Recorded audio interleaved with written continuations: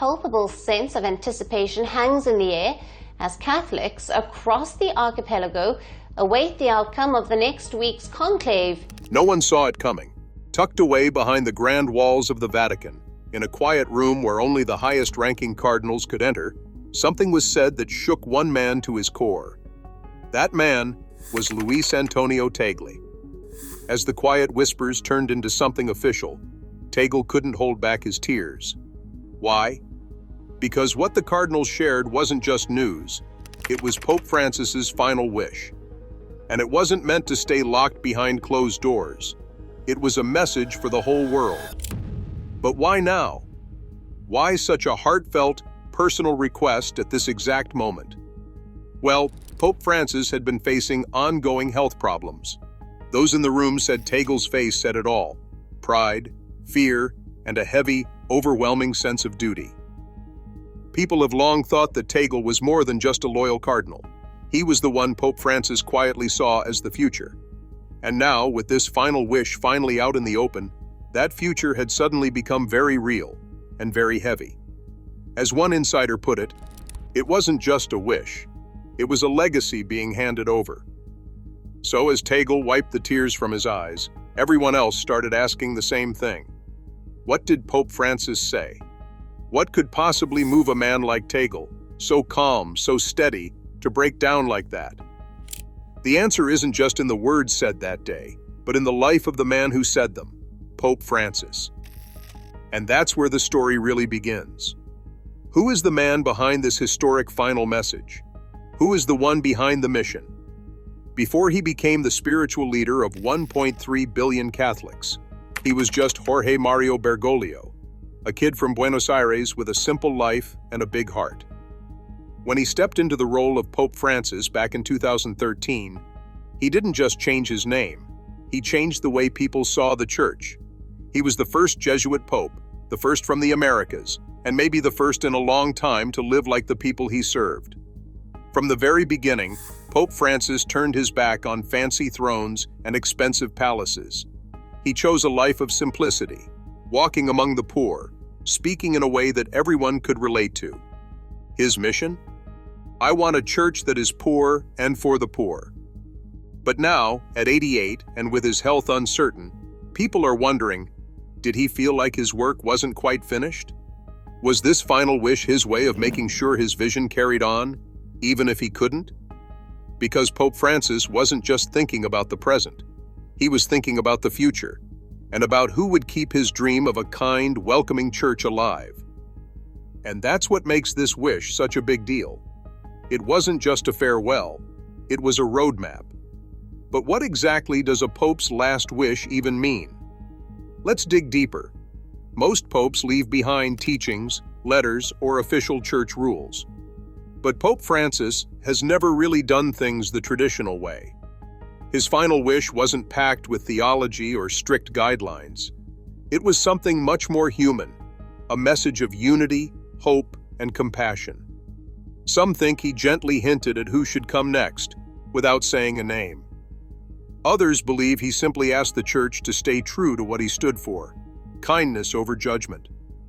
One Vatican source put it like this: Francis didn't want to be remembered just for what he did, but for who would keep doing it. This wasn't about holding on to power, it was about holding on to purpose.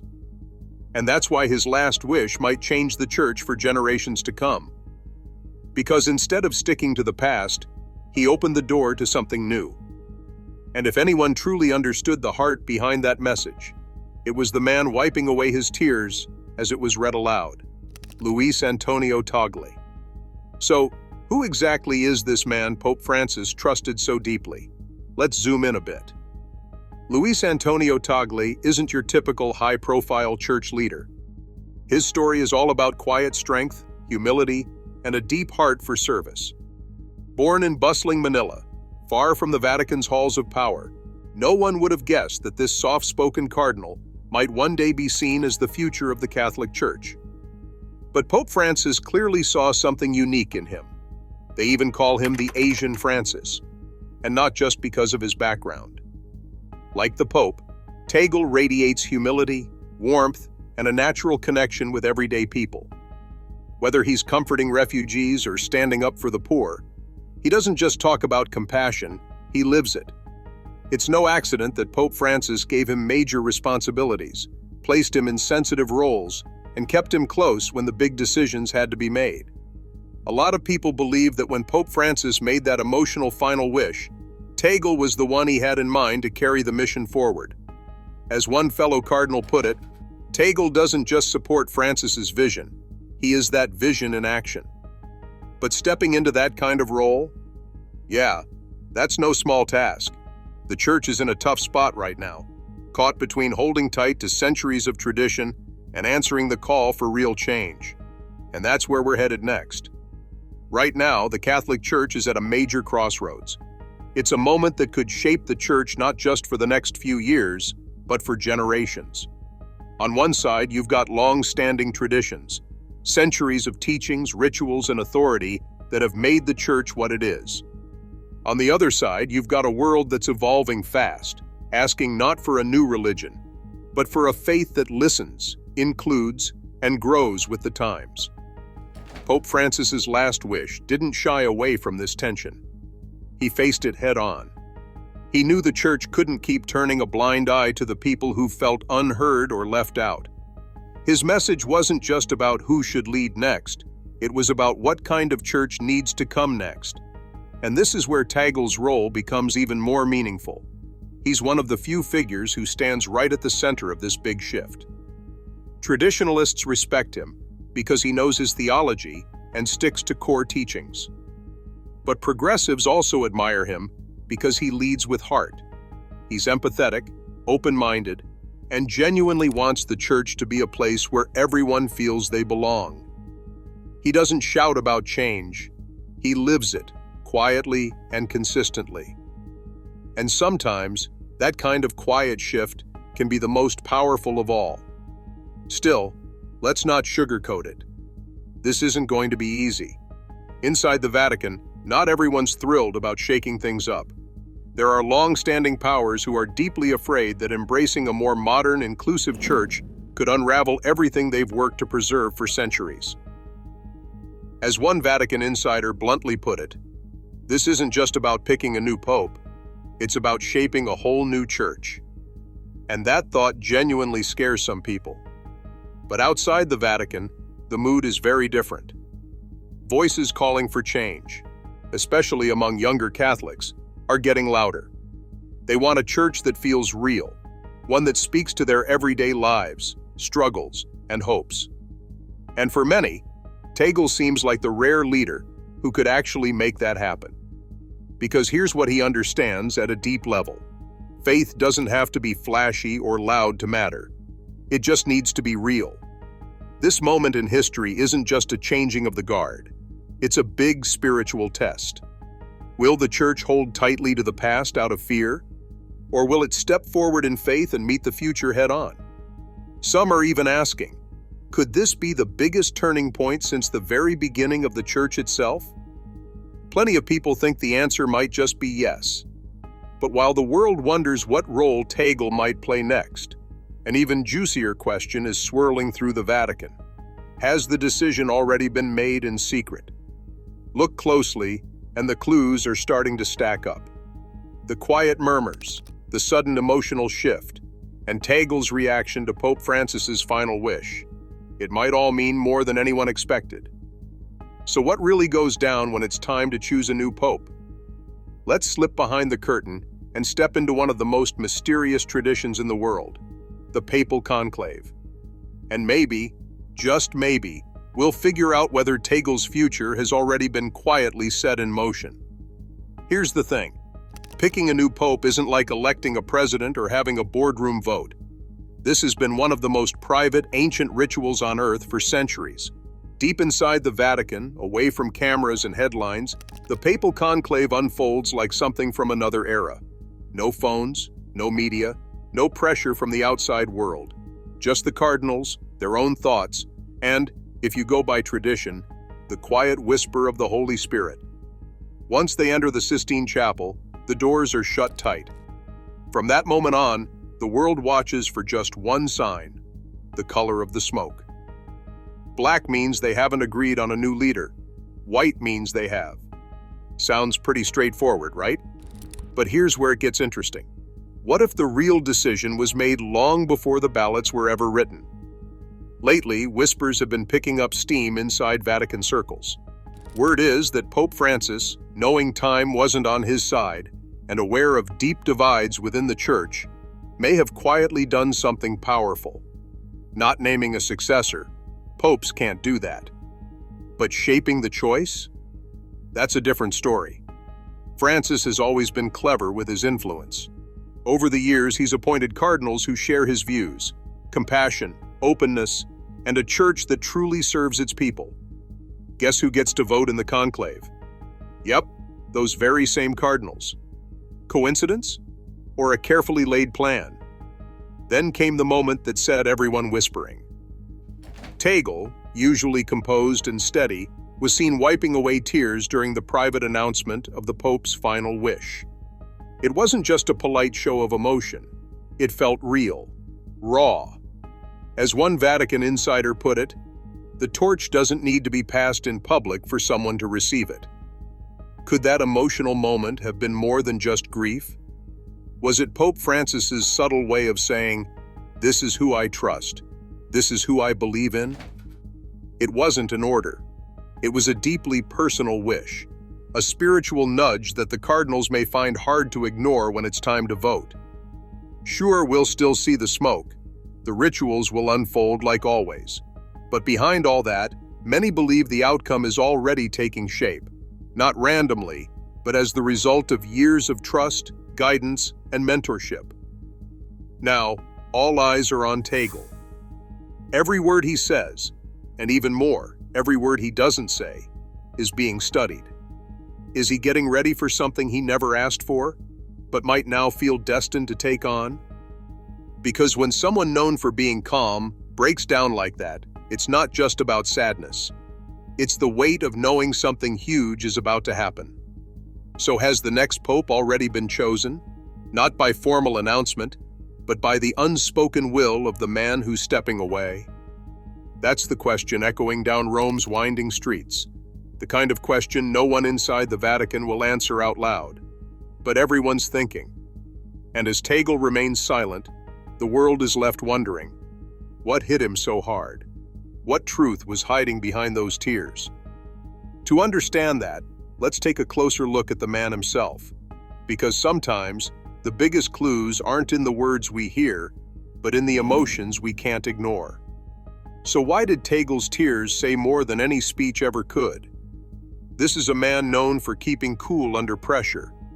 His voice is calm, his presence reassuring. He's the kind of leader who lifts people up without ever raising his voice. So when he breaks down in a room full of cardinals, it's not just emotion. It's something much deeper. This wasn't just about honoring Pope Francis's final wish. It was about the crushing weight of what that wish might mean. Imagine being seen not as someone who wants the role, but as someone trusted to take it on. Not because you asked for it, but because someone believed in you so deeply, they pointed the entire church in your direction. Now imagine that trust comes with the burden of possibly leading over 1 billion people, facing criticism from both sides of the spectrum, and carrying the expectations of centuries of tradition, while also steering toward much-needed change. One cardinal reportedly said after witnessing Tagle's reaction, "Those weren't just tears of sadness. Those were the tears of someone who knows." And that might be the most haunting part of all. Does Tagle even want the role? That's the question still floating quietly through the Vatican's ancient halls. Fulfilling a dying wish is one thing. Accepting the responsibility of history, that's something else entirely. Sources close to the Vatican say that after the announcement, Tagle disappeared from public view for hours, lost in thought and prayer. A man caught between his natural humility and a global responsibility he never campaigned for. While Tagle says nothing, the church itself is shifting beneath our feet. Because Francis's final wish wasn't just about passing the torch to one man, it was about nudging the entire church onto a new path. So what does that path actually look like? Let's zoom out and take a look at how this moment could reshape the Catholic Church far beyond Rome's walls. For more than 2,000 years, the heart of the Catholic Church beat loudest in the grand old cathedrals of Europe. From St. Peter's Basilica to the stone-lined chapels of France and Italy, church leadership was shaped by Western voices and European influence. But Pope Francis, ever the disruptor, dared to imagine something different. His last wish wasn't just about who gets to wear white next. It was about where the Church's soul belongs. Francis envisioned a church that doesn't just speak to the world from Europe, but speaks with the world, especially those who've gone unheard for far too long. He knew where the fire of faith was burning brightest, and it wasn't in the pews of aging parishes in Europe. It was in the vibrant, struggling, hope-filled communities of Asia, Africa, and Latin America. These are now the homes of the fastest-growing Catholic populations, and yet their voices have long echoed faintly in the grand corridors of Vatican power. Francis made his point loud and clear. It's time for the Church to look like its people, to embrace diversity, not as decoration, but as its very foundation. And standing at the center of this bold vision, Luis Antonio Tagle. He's not just a cardinal. He's a son of the Philippines, a country where Catholicism doesn't live in golden halls. It breathes in the everyday lives of families, workers, and communities. For them, faith isn't something you attend once a week. It's something you survive with, something you lean on in struggle, celebrate in joy, and pass down like a treasured heirloom. Tagle understands that kind of faith, not just because he studied it, but because he's lived it. He doesn't just speak theology, he speaks the language of empathy. He knows what poverty looks like, not from reports, but from experience. He knows what it means to comfort the broken, because he stood beside them. If he were to become Pope, it wouldn't just be a new face in the Vatican, it would be a seismic shift, the symbolic end of European dominance in church leadership, and the beginning of a truly global Catholic Church. One where a child in Manila or a mother in Nairobi could feel just as spiritually connected to the Vatican as someone in Paris or Madrid. As Francis once said, the future of the Church is not in the past, but in the margins. And Tagle comes from those very margins. Not marble palaces, but the city streets, the humble homes, the spaces where faith is about hope and community, not hierarchy. But let's not kid ourselves. Change of this scale won't be welcomed by everyone. The Catholic Church is one of the oldest institutions in the world, and institutions like that don't always turn easily. For some, this global transformation feels like a threat. To them, opening the Church's doors wider could mean losing control, abandoning long-held traditions, and upsetting a carefully preserved power structure. So while millions might celebrate the idea of someone like Tagle taking the lead, there are powerful voices behind closed doors already gearing up to resist. This isn't just a transition in leadership, it's a battle over identity. Will the Church take a bold step into a future where every voice matters? Or will it retreat to the comfort of old ways? The stage is set, but everything that comes next hinges on one man. Whether Luis Antonio Tagle is ready to carry this global vision forward. And that leads to a question that could define not just his future, but the future of the Catholic Church itself. Can he weather the storm that's coming? Let's step into the eye of that storm and look at the challenges Tagle would face if he chooses to take up Pope Francis's bold final wish. If Tagle does become the next pope, he won't just inherit a title. He'll be walking into one of the most complex, pressure-filled roles on earth. This is not the church of the past, standing untouched behind cathedral walls. This is a church at a crossroads, facing a world that is deeply skeptical. Its authority, its relevance, and even its moral standing are being questioned from every direction. And into that spotlight would step a man known for kindness, humility, and grace. But is that enough? First, there are wounds still bleeding. The abuse scandals that shattered trust around the globe haven't disappeared. If Tagle becomes pope, he won't have the luxury of avoiding them. He'll be expected to confront them head-on. To bring justice, offer healing, and perhaps hardest of all, rebuild trust that for many has been completely lost. Then there's the rising chorus for change. From Manila to Madrid, young Catholics are challenging old norms. They're asking hard questions. Should the church evolve on LGBTQ+ rights? Should women have more leadership roles? Can ancient traditions still speak to a fast-moving modern world? Balancing these cries for reform with centuries of deeply held doctrine won't be easy. Every step forward risks upsetting one side or the other. For Tagle, it would mean moving from being a beloved spiritual figure to something far more complicated, a leader walking a tightrope over fire. As one Vatican insider bluntly put it, being Pope today isn't just about praying, it's about surviving a storm. And that storm? It's not just coming from outside. Some of the fiercest resistance may rise from within. The Vatican is filled with powerful factions, deeply invested in preserving the old ways. Any attempt to shake up the system, however gentle, would be met with fierce pushback. This wouldn't be the first time a pope tried to steer the church toward renewal, only to find betrayal hiding in the shadows. History remembers the reformers who tried to go too far, too fast, and how they were met not with applause, but with isolation. Even if Francis's last wish quietly pointed to Tagle, the path ahead is anything but guaranteed. And remember, Tagle never asked for this. His emotional breakdown during the Cardinals' private announcement wasn't just about grief or honor. It was about the enormous weight of unspoken expectation. If he truly aims to fulfill Francis's vision, he'll need more than goodwill. He'll need to lead with bravery, clarity, and a rock-solid commitment to truth and compassion, no matter who tries to stop him. Now the world waits. If Tagle steps into the role, will he be embraced as a symbol of hope? Or will he walk into a battlefield where tradition digs in its heels? Because make no mistake, this isn't just about putting on the papal white. It's about leading one of the world's most powerful institutions through an identity crisis with billions of souls watching. The question still hanging in the air. Can one man possibly fulfill what many are already calling an impossible mission? Tagle stands at a defining crossroads, between fear and faith, between the comfort of tradition and the urgency of transformation. And with that, we arrive at the final, most important question of all. Will Pope Francis's last wish ever truly come to life? Now that the dust has started to settle around that quiet, emotional announcement, one question echoes in every corner of the Catholic world. Will Francis's deeply personal wish be fulfilled, or will it vanish into the same secretive fog that has swallowed so many papal hopes before it?